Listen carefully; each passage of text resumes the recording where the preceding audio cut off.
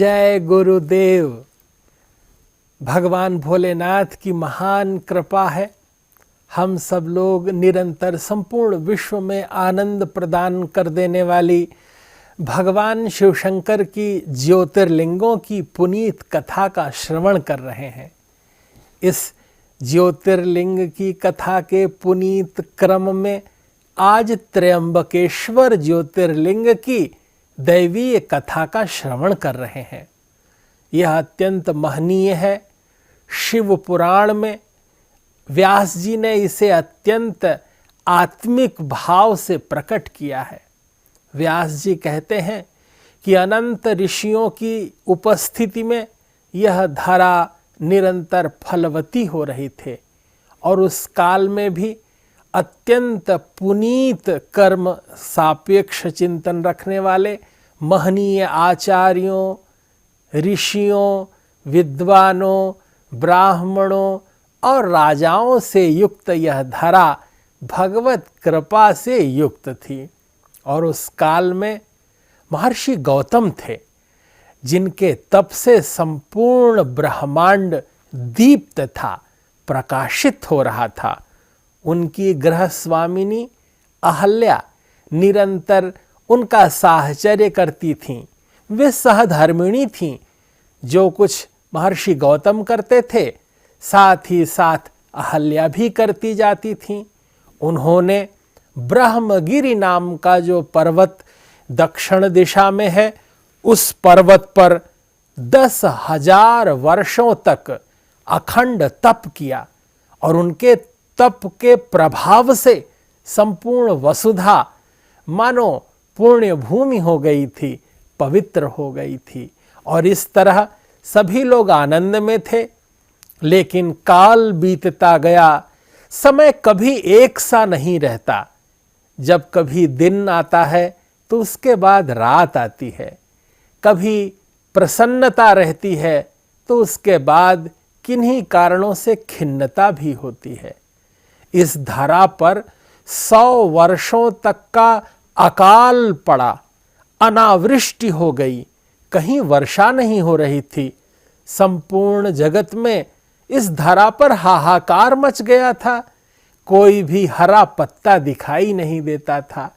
ऐसा लगता था मानो चारों ओर रेगिस्तान ही रेगिस्तान हो, वीरानापन था। 100 वर्ष के अवर्षण काल में मानो धरा से जल सूख गया था। यह देखकर महर्षि गौतम ने लोक कल्याण की भावना से और सभी की प्यास बुझाने के उद्देश्य से 6 मास तक लगातार वरुण देवता की उपासना की। वरुण देवता प्रसन्न हो गए। वरुण देव ने आकर कहा, हे ऋषि, मैं आप पर प्रसन्न हूं। वरम ब्रूहि, आप वर मांगिए, आप क्या चाहते हैं। तब गौतम ऋषि ने कहा कि मैं लोक कल्याण के लिए वर्षा चाहता हूं। इस धरा को पावन बना दीजिए। चारों ओर जो शुष्कता है वह तरलता से भर जाए। वरुण देव ने कहा, ऋषि आप कितने श्रेष्ठ हैं। वस्तुतः आपके मन में यह दिव्य भावना ही आपको श्रेष्ठ बनाती है। व्यक्ति अपने भावनाओं से, अपने चिंतन से ही बड़ा बनता है। व्यास जी ने बहुत सुंदर ढंग से यहाँ वह बात लिखी है। वे कहते हैं, उत्तमानां स्वभावोऽयं पर दुःखा सहिष्णुता स्वयं दुःखं च संप्राप्तं मन्यतेऽन्यस्य वार्यते दयालुरमदस्पर्शम् उपकारी जितेन्द्रियः एतैश्च पुण्यस्तंभैस्तु चतुर्भिर्धार्यते मही। उत्तम पुरुषों का तो यह स्वभाव ही होता है कि वे दूसरों के दुख को सहन नहीं कर पाते।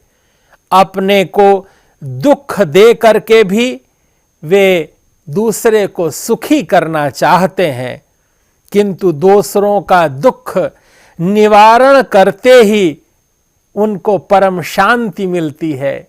यह दयालुता, अभिमान शून्यता और उपकारी भाव ही जितेंद्रिय पुरुषों को बड़ा बनाता है।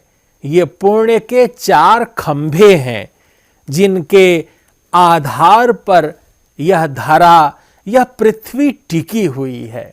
वरुण देव ने कहा कि मैं ब्रह्मा के द्वारा नियत किए गए नियति के इस क्रम को बदल नहीं सकता, लेकिन मैं आप पर प्रसन्न हूं। मैं आपको अक्षय जल प्रदान करता हूं। आप 1 हाथ गड्ढा खोदिए और उसमें मैं जल भर देता हूं। जल से आपूरित यह स्थल कभी रिक्त नहीं होगा, सदैव इसमें जल रहेगा। और यह कहकर वरुण देवता अंतर्धान हो गए। गौतम ऋषि का बड़ा मान हुआ। चारों ओर उनके इस प्रभाव की चर्चा हुई और नित्य नैमित्तिक कर्मों के साथ साथ उन्होंने नीवार बो दिए, कुछ पुष्प बो दिए और फलों के वृक्ष लगा दिए।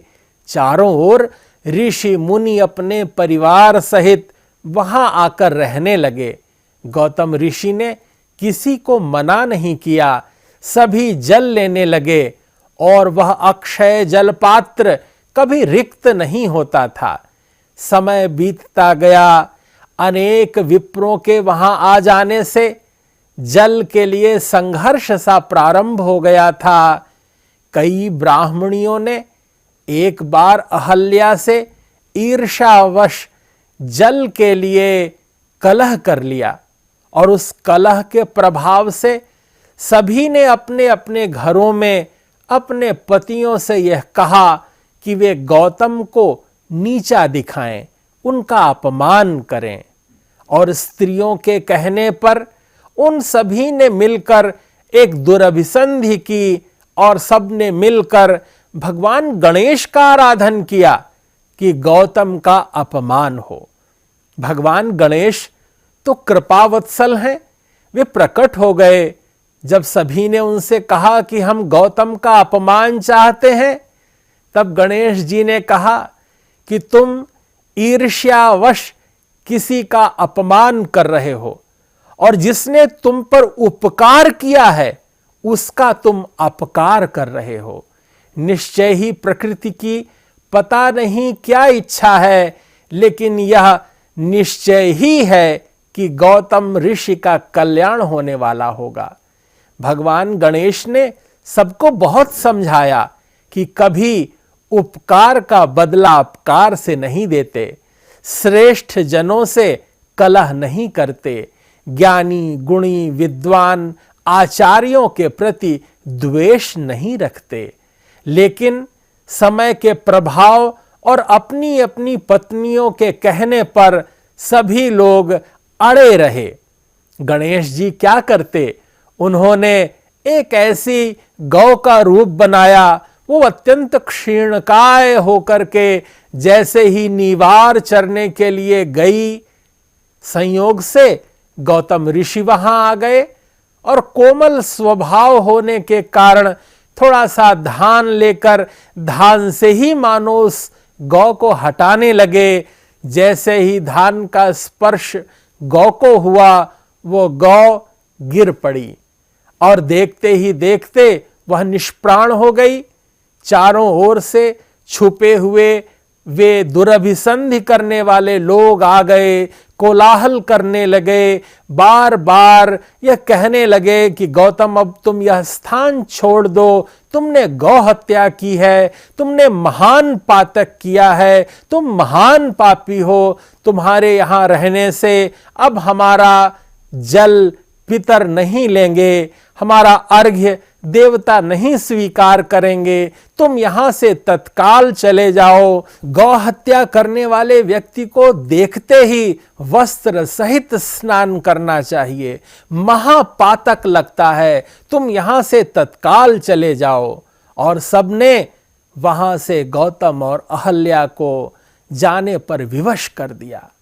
वे लोग एक कोस दूर जाकर रहने लगे, लेकिन तब भी ये सब वहां जाकर वहां कहने लगे कि तुम जाओ और 3 बार पृथ्वी की प्रदक्षिणा करो, उसके बाद यहां इस ब्रह्मगिरि पर्वत की परिक्रमा करो, सारे उपवास करो, तब कहीं जाकर तुम शुद्ध होगे, अन्यथा तुम 1 करोड़ भगवान शिव शंकर का पार्थिव शिवलिंग बनाओ, इस ब्रह्मगिरि की 101 बार परिक्रमा करो, उसके बाद 1 मास तक निरंतर यज्ञ अनुष्ठान करो, फिर कहीं जाकर तुम पवित्र होगे। गौतम ऋषि क्या करते, सरल मन से उन्होंने कहा कि मैं भगवान शिव के पार्थिव शिवलिंग का निर्माण करूंगा। समाहित चित्त से गौतम और अहल्या भगवान शिव का अहर्निश ध्यान करते हुए पार्थिव शिवलिंग का निर्माण करने लगे। भगवान शिव का चिंतन करते करते भगवान शिव में मानो वे समाहित हो गए, दत्त चित्त हो गए और अपने अंतर मन के भगवान को समर्पित कर देते ही भगवान शिव शंकर भी प्रसन्न हो गए। भगवान शिव वहां प्रकट होकर के कहते हैं, गौतम मैं आप पर प्रसन्न हूं, वरम ब्रूहि, कोई वर मांगिए। गौतम ऋषि कहते हैं, आप मुझे पवित्र बना दें, मुझसे गौ हत्या जैसा एक जघन्य पाप हो गया है। भगवान शिव ने कहा, अरे यह तो काल की माया थी, आपने कोई पाप नहीं किया है, आप निष्पाप हैं। आपको देखते ही, आपका नाम सुनते ही लोगों का जीवन मंगलमय हो जाएगा। इस तरह बहुत आशीर्वाद दिया है भगवान शिव जी ने। तब लोक कल्याण की इच्छा से गौतम ऋषि ने भगवान शिव के चरणों का स्पर्श करते हुए एक प्रार्थना की कि भगवान यह क्षेत्र जल रहित है, आप कृपा करके यहां गंगावतरण करा दें, जिससे यह स्थान हरा भरा हो जाए, सभी के जीवन में शुभ और मांगल्य आए। भगवान शिव प्रसन्न हो गए। अपने शिष्य के द्वारा लोक कल्याण की यह भावना देखकर भगवान गदगद हो गए। भगवान ने कहा, जिन्होंने आपका उपकार किया उनके प्रति भी आपके मन में कितना उपकारी भाव है। भगवान शिव ने स्मरण किया, अपने विवाह में जो गंगा जी का जल कुछ उन्होंने बचा लिया था, ब्रह्मा के कमंडलू में जो जल था उसका आवाहन किया है और भगवान शिव शंकर ने गौतम जी के कथनानुसार वहां गंगावतरण करा दिया। दक्षिण में गोदावरी का प्रादुर्भाव हुआ। मां भगवती गोदावरी स्त्री रूप में प्रकट हो गईं और प्रणाम करते हुए कहा, भगवान मेरे लिए क्या आदेश है। भगवान शिव ने कहा, आप यहां पर वैवस्वत मनु के 28वें कलयुग तक धरा पर रहें और लोक कल्याण करें। जब तक आप यहां रहें गौतम अहल्या का नाम अमर रहे, मेरी यही इच्छा है।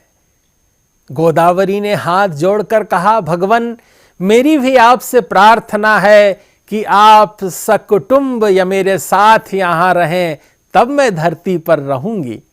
भगवान शिव ने प्रसन्नता में यह बात स्वीकार कर ली और वे त्रयंबकेश्वर ज्योतिर्लिंग के रूप में यहां सदा सदा के लिए अवस्थित हो गए। बोलिए त्रयंबकेश्वर ज्योतिर्लिंग भगवान की जय। भगवान शिव वहां ब्रह्मा, विष्णु और शिव इन तीनों रूपों में समाहित हैं। ज्योतिर्लिंग की पिंडी धरा की ओर है, नीचे की ओर है और उसमें नीचे 3 स्थान हैं। एक तरफ स्पर्श करने पर लगता है भगवान शिव हैं, पिंडी में ही नीचे हाथ जाने पर दूसरी ओर लगता है भगवान विष्णु हैं, और तीसरी ओर स्पर्श करने पर ब्रह्मा जी की अनुभूति होती है। ऐसे भगवान त्र्यंबकेश्वर यहां सदा सदा के लिए अवस्थित हो गए। उन्होंने गोदावरी को आशीर्वाद दिया कि संसार में जब बृहस्पति के सिंह राशि पे आगमन काल में 12 वर्षों में यहां अमृत कुंभ की दिव्य छटा रहेगी, यहां पर महाकुंभ लगेगा, और जो कोई यहां स्नान करेगा उसके पाप नष्ट हो जाएंगे, उसके जीवन में पुण्य वर्धन होगा। और ये गोदावरी गंगा मैया की तरह ही संपूर्ण दक्षिण भारत में लोक मंगल करती आ रही हैं।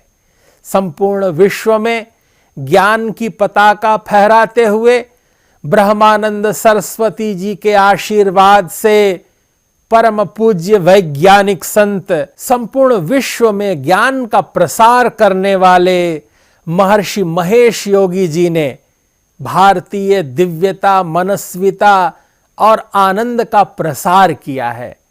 इस भगवदीय इच्छा का निरंतर अनुपालन करते हुए वेद विद्या मार्तंड ब्रह्मचारी डॉक्टर गिरीश जी भी अनवरत संपूर्ण वसुधा में ज्ञान का यह प्रसार कर रहे हैं, धर्म का जागरण कर रहे हैं, अलौकिक चेतना का विस्तार कर रहे हैं।